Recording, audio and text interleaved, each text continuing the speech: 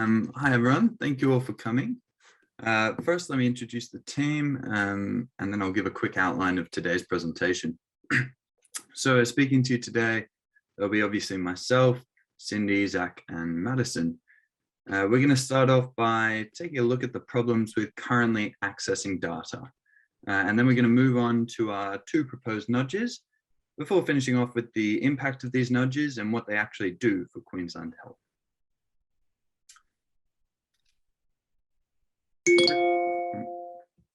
Real-time, up-to-date health data is the key to successfully managing future health crises. Currently, however, the pathways to accessing this data are unclear and convoluted, which stops researchers from accessing it as much as they need to. This problem, the way we see it, has two main components. Firstly, the process of accessing data is made unnecessarily complex by a confusing website design that overwhelms users with options and forms. In fact, it actually advises that you call a Queensland Health employee just to find out where to begin with the online application process, which is obviously very inefficient. Secondly, because of this, people are less likely to engage with the system in the future. So it actively discourages important ongoing data access. We propose a two-pronged solution. So careful website design will simplify the complex process, and then an update system will improve engagement and increase awareness of new data as it's published. Thank you for the overview and introduction there, Chris. So the current process of accessing data is via the Queensland Health website, which is inefficient and it's full with overload and complexity. Now this makes it difficult to even know really where to start or how to find what you're looking for. The simple adjustments that we propose are a pre-selected default, an ongoing dialog box, and an option to subscribe to particular data sets. So here is a snapshot of the current website. This is kind of the home page for anything data related. You can see here that all the information is clumped into the one web page. We've got these slabs of text and it's all very scattered. Nothing particularly sticks out. Now we refer to these inefficiencies as sludge. It's not clear how to navigate or siphon through this perceptual overload to access the data, or how to access a particular pathway, be it a regulatory, a policy, or a legislative pathway. And we tend to feel overwhelmed and less engaged as stakeholders if there are so many complicated options to choose from. So we're likely to make the wrong choice or even give up and just exit the web page. Now here, on the other hand, is what a potential adjusted web design could look like. To access the website, users have to first log in through their institution, which then identifies them as a particular stakeholder by auto-filling information for that user, and then they have the option to either opt out of that default or accept it. So now, and you can see it here on the left-hand side of the screen, we have a clear starting point, which is bold and it sticks out. We then have this natural transition from left to right, and we have this simple curated choice set with just a few options, which prompts the stakeholder to the particular pathway that specifically that stakeholder is interested in. So essentially, we're eliminating the irrelevant pathways for the stakeholder and efficiently guiding them through the process. Now, importantly, the stakeholder can still access the broader range of pathways by clicking on the I am someone else option. So we're able to essentially preserve their choice by tailoring the process to each stakeholder, by removing some of the sludge, but we're still providing them with the option to access the broader vast information and data, for instance, if they make a mistake, or if they need to access a particular niche area of interest. And finally, here we have an example of what the data subscription process could look like. Here, the stakeholder can actually subscribe to a particular data set that they're interested in. For instance, if they're interested in the T-cell count for patients after being infected with COVID, they can first search directly for that data set in the search bar and then click on the corresponding subscribe option.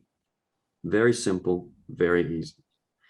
Now, what will happen then is they will get notifications if that selected data is updated, changed, or published, any changes to that in any way, so they don't have to continually search for it again and again and again and repeat this process multiple times.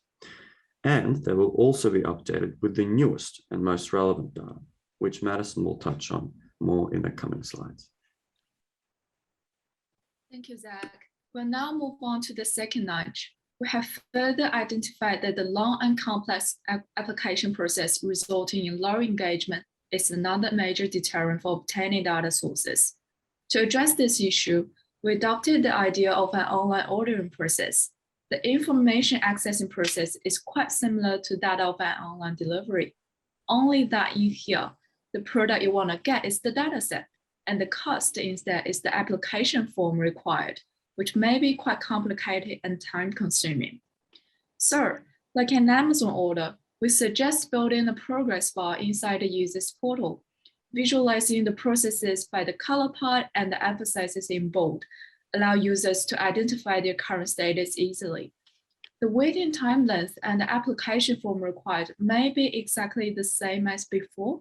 However, by mapping out their positions, we can nudge their feelings to make them feel like the process is quicker and less ambiguous, which is explained by the first theory underpinned, mapping. The visualized progress bar then boosts their engagement with the process by tapping into the behavioral bias of goal gradient hypothesis, where people's effort level accelerates as they near the end of the reward. Hence, with the progress bar, users' satisfaction and engagement about the process are enhanced. For now, we have proposed strategies like the data subscription, like mentioned earlier, and the progress bar. The question is, how do we let the users know about the updated information? And that comes to our interactive notification system. Here, we provide you with two easy feedback systems.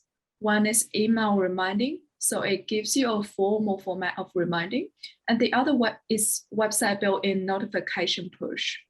The two contains exactly the same information, but with different formats. That is because people may not always log into the website and check for information updates. By emailing is to give them a timely reminder. Of course, you can always choose to unsubscribe. People feel heavy sludge and being left out in the progress when there is no feedback. Take the vaccine efficacy as an example. Say you are interested in this future dataset. However, you do not know on what date and time the Queensland Health Department will release the data. And that creates difficulties as sludges for you to apply for access. With the alerts for the data you subscribed, you will no longer need to continuously search on the website. The feedback system allows people to feel more involved and engaged by reducing sludges. Apart from available new live data updates, there will also be feedback system in place as they move along the progress bar mentioned earlier. This will include reminders to account for expected error during the application for deadlines. This will help boost engagement through an otherwise long and arduous data access process. Also note that we insert corresponding links inside the notifications, which guide you through the following steps. For example, directing to the page that contains the legal forms you'll need, or back to our proposed page in first nudge. Thank you, Madison. So you asked us the question, how can Queensland Health best present health information that most resonates and maximises understanding across diverse stakeholders? We aim to address this by achieving two objectives, having a clear pathway of data access and to increase data engagement. Through an interactive user guide, starting with a personalised default mechanism, along with prompted questions and choice preservation, users are guided to map out their tailored pathway for data access. This is then visualized for the users in the form of a progress bar to enhance clarity. This aims to eliminate the costly process of initial phone consultations, reduce choice paralysis in the face of navigating complex systems, hence allowing for a smoother user experience. From the mechanisms of the first goal, the progress will also provide safeguards for expected errors through the access process, along with the option to subscribe to different data types and to receive timely notifications.